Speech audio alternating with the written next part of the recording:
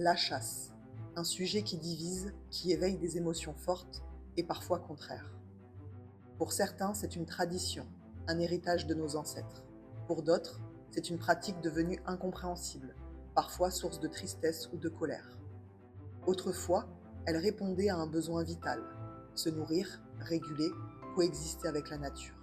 Mais aujourd'hui, dans nos sociétés modernes, surtout dans les pays industrialisés, la surconsommation a tout bousculé, parfois sans conscience du vivant.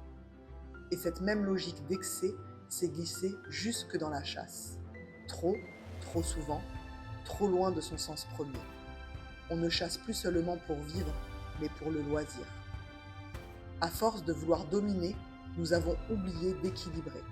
Les territoires des animaux se réduisent, les habitats disparaissent, et certaines pratiques, comme la chasse à courre ou les lâchers d'animaux issus d'élevage industriel, ne laissent plus aucune chance à la vie sauvage.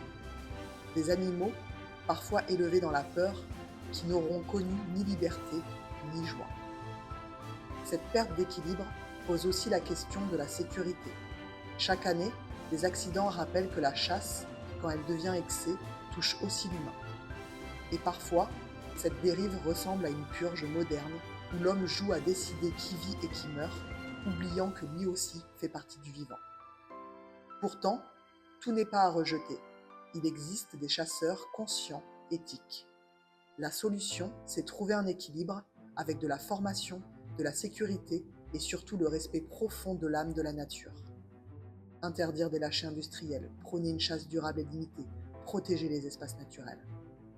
La colère que ce sujet suscite peut devenir une force constructive pour imaginer ensemble des solutions qui replacent l'harmonie, la lumière et la responsabilité au centre de notre lien avec le vivant.